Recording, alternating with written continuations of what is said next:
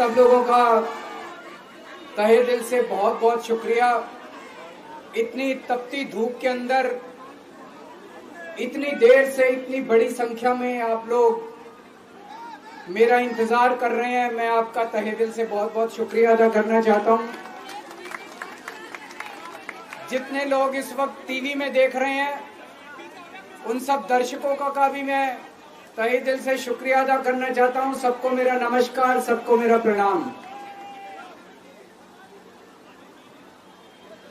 दोस्तों, सीधा जेल से मैं आप लोगों के बीच में आ रहा हूं।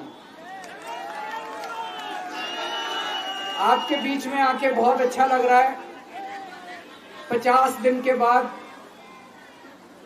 अभी मैं, मेरी पत्नी भगवंत मान साहब, हम लोग कनॉट प्लेस में हनुमान मंदिर में गए थे। हनुमान जी का आशीर्वाद लिया, उनके दर्शन किए। फिर शिव जी के मंदिर गए, शनि जी महाराज के पास गए, उनका सबका आशीर्वाद लिया।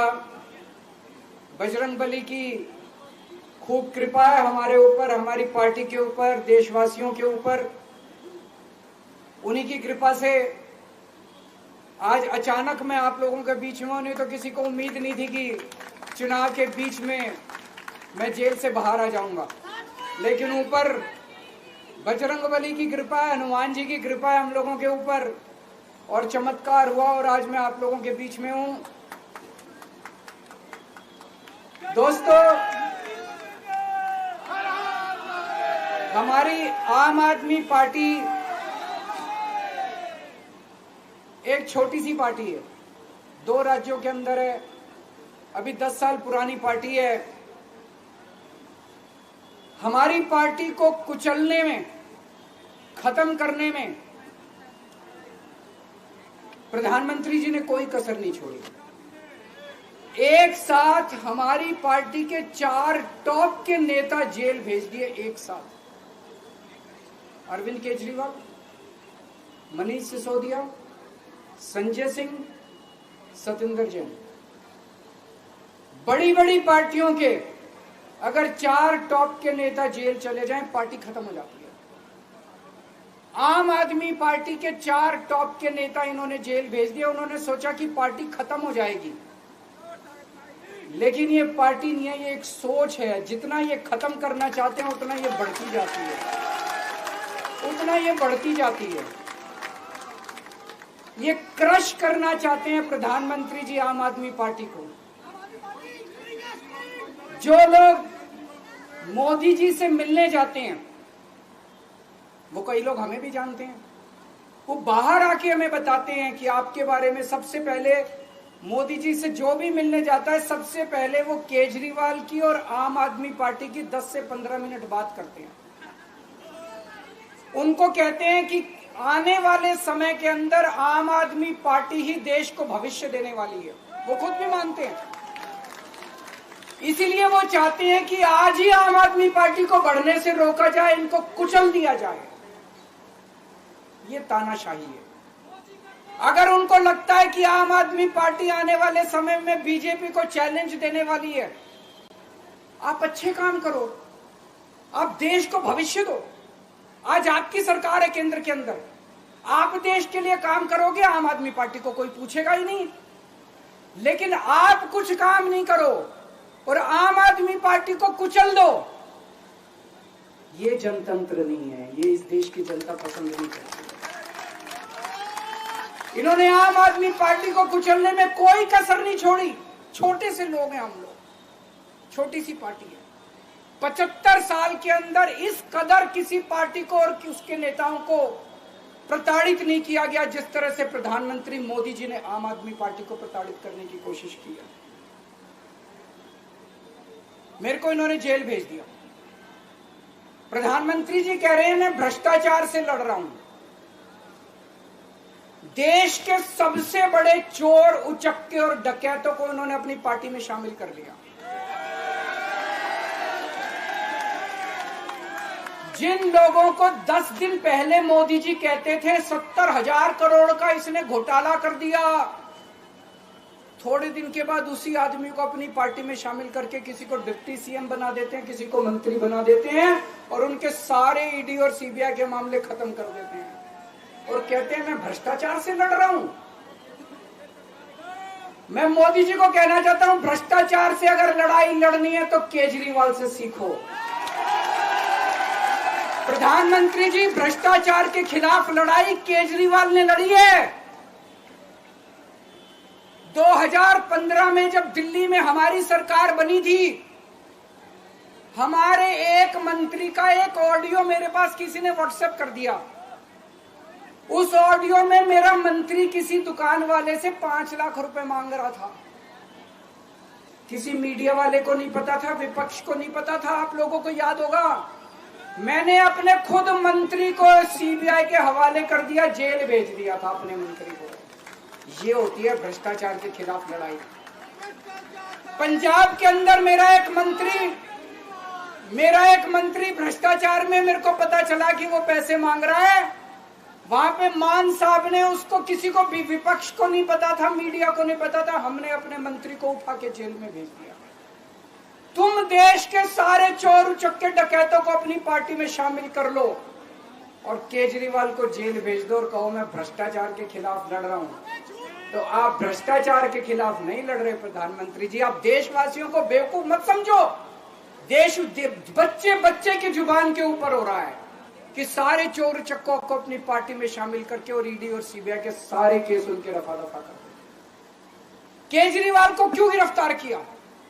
केजरीवाल को गिरफ्तार करके उन्होंने एक मैसेज दिया है सारे देश को कि अगर मैं केजरीवाल को गिरफ्तार कर सकता हूं तो किसी को भी गिरफ्तार कर सकता हूं। कोई केस नहीं होगा, कोई मामला नहीं होगा, तब भी मैं तुमको गिरफ्तार कर सकता हूं। एक बेहद खतरनाक मिशन चालू किया हुआ है प्रधानमंत्री जी ने, बहुत ही खतरनाक। देशवासियों को यह समझने की, अब जब मैं बोलने जा रहा हूं, समझने की जरूरत है। उस मिशन का नाम है वन नेशन वन लीडर। देश के सारे नेताओं को खत्म करना चाहते हैं मोदी जी और इसको 2 स्तर के ऊपर इस मिशन को चला रहे हैं। जितने विपक्ष के नेता हैं उनको जेल भेजेंगे और जितने बीजेपी के नेता हैं उनको सबको निपटा देंगे, उनकी राजनीति खत्म करते जाएंगे, उनको सबको निपटाते जाएंगे। विपक्ष के अंदर आज इन्होंने मनीष सिसोदिया को जेल भेज दिया, संजय सिंह को जेल भेज दिया, सत्येंद्र जैन को जेल भेज दिया, केजरीवाल को जेल भेज दिया, हेमंत सोरेन को जेल भेज दिया, ममता दीदी के कई मंत्रियों को जेल भेज दिया, स्टालिन के कई मंत्रियों को जेल भेज दिया, केरला के सीएम के पीछे पड़े हैं। अगर ये चुनाव जीत गए, मेरे से लिखवा लो एफिडेविट के ऊपर, थोड़े दिन के बाद ममता दीदी जेल में होंगी, तेजस्वी यादव जेल में होगा, स्टालिन साहब जेल के अंदर होंगे, पिनरई विजयन जेल के अंदर होंगे, उद्धव ठाकरे जेल के अंदर होंगे, जितने विपक्ष के नेता ये सारे जेल के अंदर होंगे। अगर ये चुनाव जीत गए, इन्होंने बीजेपी का एक नेता नहीं छोड़ा। आडवाणी जी की राजनीति खत्म कर दी इन्होंने, मुरली मनोहर जोशी की राजनीति खत्म कर दी, सुमित्रा महाजन की, शिवराज सिंह चौहान जिसने मध्य प्रदेश का चुनाव जीत के दिया, इन लोगों ने, शिवराज सिंह चौहान ने उसको मुख्यमंत्री नहीं बनाया, उसकी राजनीति खत्म कर दी। वसुंधरा राजे की राजनीति खत्म कर दी इन्होंने, खट्टर साहब की राजनीति खत्म कर दी, डॉक्टर रमन सिंह की राजनीति खत्म कर दी। अब अगला किसका नंबर है? योगी आदित्यनाथ। अगर ये चुनाव जीत गए, मेरे से लिखवा लो, 2 महीने के अंदर उत्तर प्रदेश का मुख्यमंत्री बदल देंगे। योगी आदित्यनाथ की राजनीति खत्म करेंगे, उनको भी निपटा देंगे। यही तानाशाही है दोस्तों। वन नेशन वन लीडर ये चाहते हैं, एक ही तानाशाह इस देश के अंदर बचेगा, एक ही तानाशाह इस देश के अंदर बचेगा। हमारा देश बहुत महान है, 4000 5000 साल पुराना हमारा देश है। इसके पहले पिछले 4000 साल में कई मौके आए जब इस देश के ऊपर तानाशाहों ने कब्जा करने की कोशिश की, लेकिन हमारे देश के लोगों ने उन तानाशाहों का तख्ता उखाड़ के फेंक दिया। जब जब हमारे देश में ऐसा मौका आया कि तानाशाह ने हमारे देश के ऊपर कब्जा करने की कोशिश की, इस देश की जनता ने उसका तख्ता उखाड़ के फेंक दिया।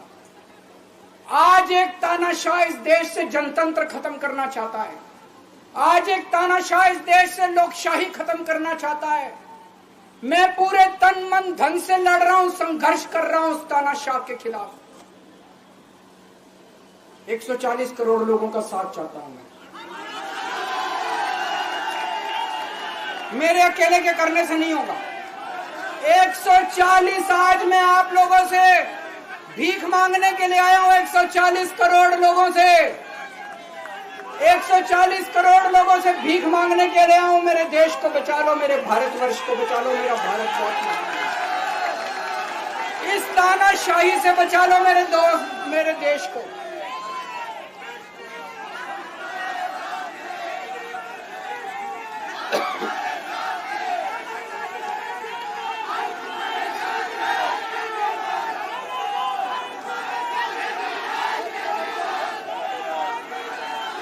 मैं सुप्रीम कोर्ट का बहुत बहुत शुक्रिया अदा करना चाहता हूं। उन्होंने 21 दिन दिए हैं, एक एक दिन में 24 घंटे हैं। मैं एक दिन में 24 में से 36 घंटे काम करूंगा। पूरे देश भर में घूमूंगा इस तानाशाही को रोकने के लिए। दोस्तों, जितनी मेरे अंदर ताकत है, मेरा सब कुछ कुर्बान है देश के लिए। मेरा तन मन धन सब कुछ कुर्बान है मेरे देश के लिए। मेरे खून का एक एक कतरा मेरे देश के लिए, मेरे शरीर का एक एक कतरा, मेरी जिंदगी का एक एक पल मेरे देश के लिए। मेरे देश को बचाने के लिए मैं पूरे देश में जाऊंगा दोस्तों। अब एक बहुत महत्वपूर्ण बात करने जा रहा हूं, उसको ध्यान से सुनना। ये लोग इंडिया गठबंधन से पूछते हैं आपका प्रधानमंत्री कौन होगा। मैं बीजेपी से पूछता हूं आपका प्रधानमंत्री कौन होगा। आप लोग सोच रहे होंगे केजरीवाल क्या बात कर रहा है, मोदी जी होंगे। नहीं, मोदी जी अगले साल 17 सितंबर को 75 साल के हो रहे हैं। बीजेपी के अंदर मोदी जी ने 2014 में मोदी जी ने खुद ने रूल बनाया था कि बीजेपी के अंदर जो भी 75 साल का होगा उसको रिटायर कर दिया जाएगा। सबसे पहले आडवाणी जी को रिटायर किया गया, उसके बाद मुरली मनोहर जोशी जी को रिटायर किया गया, फिर सुमित्रा महाजन को रिटायर किया गया, फिर यशवंत सिन्हा को रिटायर किया गया। अब मोदी जी अगले साल 17 सितंबर को रिटायर होने वाले हैं। तो मैं बीजेपी से पूछना चाहता हूं आपका प्रधानमंत्री का दावेदार कौन है। दोस्तों, अगले साल 17 सितंबर तक अगर इनकी सरकार बनी, तो उस पर भी आऊंगा मैं। अगर इनकी सरकार बनी तो पहले अगले 2 महीने में योगी जी को निपटाएंगे ये, और उसके बाद मोदी जी के सबसे खास अमित शाह को ये प्रधानमंत्री बनाएंगे। तो मैं लोगों को, देश के लोगों को आगाह करना चाहता हूं, मोदी जी अपने लिए वोट नहीं मांग रहे। मोदी जी अमित शाह को प्रधानमंत्री बनाने के लिए वोट मांग रहे हैं। मैं पूछना चाहता हूं मोदी जी से और अमित शाह जी से, ये मोदी की गारंटी पूरी कौन करेगा? क्या अमित शाह मोदी की गारंटी पूरी करेंगे? जब आप अगर जो वैसे तो मेरे को लगता है मैं भी आऊंगा उसके ऊपर, मुझे नहीं लगता इनकी सरकार बन रही है, लेकिन जो बीजेपी को वोट देने जाएं वो ये सोच के जाना कि आप मोदी जी के नाम पे वोट नहीं दे रहे, आप अमित शाह के नाम पे वोट दे रहे।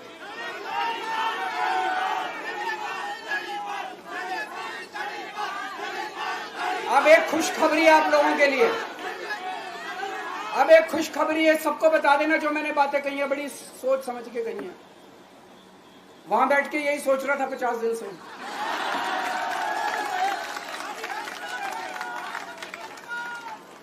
दोस्तों, पूरे देश के मेरे को बाहर निकले हुए 20 घंटे हो गए। इन 20 घंटों के अंदर भी मैंने रात भर में जनता से बात कर रहा था, लोगों से फोन कर रहा था।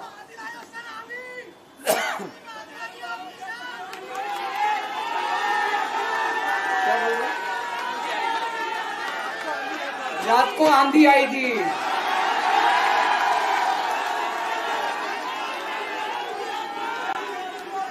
पिछले 20 घंटे में मैंने जो बातचीत करी है, कई बड़े बड़े एक्सपर्ट से बात की, चुनाव विश्लेषकों से बात की, सेफोलॉजिस्ट से बात की, जनता से बात की, फोन पे लोगों से। मेरा अपना आकलन है कि 4 जून के बाद इनकी सरकार नहीं बन रही, मोदी सरकार नहीं बन रही। दोस्तों, अगर मैं गलत हूं तो मेरे को बताना, हरियाणा में इनकी सीट कम हो रही है, राजस्थान में कम हो रही है, कर्नाटक में कम हो रही है, दिल्ली में कम हो रही है, बिहार में कम हो रही है, महाराष्ट्र में कम हो रही है, कर्नाटक में कम हो रही है, बंगाल में कम हो रही है, झारखंड में कम हो रही है। बढ़ कहां रही है? यूपी में कम हो रही है, बढ़ कहां रही है? बड़े एक भी जगह इनकी सीटें नहीं बढ़ रही हैं। मेरा अपना मानना है, और सट्टा बाजार में भी जो चल रहा है, इनकी 220 से 230 के बीच में सीट आ रही है, उससे ज्यादा सीट नहीं आ रही। मोदी सरकार नहीं बन रही है, केंद्र में इंडिया गठबंधन की सरकार बन रही है। आम आदमी पार्टी उस सरकार का हिस्सा होगी, दिल्ली को पूर्ण राज्य दिलाएंगे। दिल्ली का एलजी लोगों का एलजी होगा, दिल्ली का एलजी दिल्ली वालों का एलजी होगा। गुजरात से आया हुआ है अभी, दिल्ली के लोगों का एलजी होगा, दिल्ली के लोगों का विकास होगा। एक और पॉइंट है, जब मैं जेल के अंदर था तो कुछ लोगों ने यह मुद्दा उठाया, केजरीवाल सीएम पद से इस्तीफा क्यों नहीं देता। दोस्तों, केजरीवाल को कभी किसी पद का लालच नहीं हुआ। मैं आप मंत्री, मुख्यमंत्री, प्रधानमंत्री ये सब बनने नहीं आया। इनकम टैक्स में कमिश्नर की नौकरी करता था। कमिश्नर की नौकरी छोड़ के दिल्ली की झुग्गियों के अंदर 1 नहीं, 2 नहीं, 3 नहीं, 10 साल तक मैंने दिल्ली की झुग्गियों के अंदर काम किया है, सुंदर नगरी और नंदनगर की झुग्गियों के अंदर। इनकम टैक्स कमिश्नर की नौकरी छोड़ के जब मेरे को दिल्ली की जनता ने पहली बार सीएम बनाया, असूलों के ऊपर 49 दिन के अंदर सीएम पद से इस्तीफा दे दिया था। एक चपरासी की नौकरी कोई नहीं छोड़ता। सीएम बनने के लिए लोग अपना दायां हाथ कटाने के लिए तैयार होते हैं। मैंने खुद से अपने आप सीएम की कुर्सी को लात मार दी थी 49 दिन के अंदर। मेरे लिए सीएम पद इंपॉर्टेंट नहीं है। आज मैंने सीएम पद से इस्तीफा क्यों नहीं दिया जेल जाने के बाद? दोस्तों, पिछले 75 साल में भारतवर्ष में इतने राज्यों के चुनाव हुए, इतने राज्यों के चुनाव हुए, दिल्ली के अंदर सबसे ऐतिहासिक बहुमत से आम आदमी पार्टी जीती। 55-56% वोट, एक बार 67 सीट, एक बार 62 सीट। इतने भारी बहुमत से आज तक कोई राज्य की सरकार 75 साल में नहीं जीती। इतने भारी बहुमत से जीतने के बावजूद झूठा केस, अब उनको पता है वो हमें हरा नहीं सकते दिल्ली के अंदर। उन्हें पता है अगले 20 साल तक दिल्ली में आम आदमी पार्टी को कोई नहीं हरा सकता। तो उन्होंने एक षड्यंत्र रचा, राजनीतिक षड्यंत्र रचा। केजरीवाल को झूठे केस में जेल भेज दो, केजरीवाल को इस्तीफा देना पड़ेगा, केजरीवाल की सरकार गिर जाएगी। उन्होंने ये षड्यंत्र रचा। मैंने कहा मैं भी इस्तीफा नहीं दूंगा। तुम अगर जनतंत्र को जेल में कैद करोगे तो जनतंत्र जेल से चला के दिखाएंगे। दोस्तों, सरकार भी जेल से चला के दिखाएंगे। कतई इस्तीफा, तुम्हारे ट्रैप में फंसने वाले नहीं हम। ये अगर हेमंत सोरेन साहब को भी इस्तीफा नहीं देना चाहिए था, जेल से सरकार चलानी चाहिए। अगर हमने इस्तीफा दे दिया, ये तो बड़ा अच्छा इनके लिए। जिस राज्य के अंदर ये चुनाव हारेंगे, उसके मुख्यमंत्री को पकड़ के जेल में डाल दो, सरकार गिरा दो। उसके मुख्यमंत्री को पकड़ के जेल में डाल दो, सरकार। आज मैं अगर दिल्ली की जेल के अंदर रह के दिल्ली की जेल से इस्तीफा नहीं दे रहा, वो इस तानाशाही के खिलाफ संघर्ष कर रहा हूं, इसको समझ लेना। केजरीवाल को किसी पद का लालच नहीं है। सीएम तो 100 सीएम की कुर्सी देश के नाम कुर्बान है। मुझे पता चला मेरे जेल जाने से बहुत लोग भावुक हुए, खासकर मेरी माँ, बहनें, महिलाएं बहुत रोई, कईयों ने बहुत मन्नतें मांगी। मैं सबका बहुत बहुत शुक्रिया अदा करना चाहता हूं, जिन लोगों ने अपनी दुआएं, करोड़ों लोगों ने अपनी दुआएं भेजी हैं। पूरी दुनिया भर से करोड़ों लोगों ने दुआएं भेजी। उन्हीं के आशीर्वाद का कमाल है कि आज मैं आप लोगों के बीच में हूं। आप लोग सब लोग सुखी रहें, देश खूब तरक्की करे, फले फूले, आप सब लोग खूब खुश रहें, ऐसी मेरी प्रभु से इच्छा है। भारत माता की।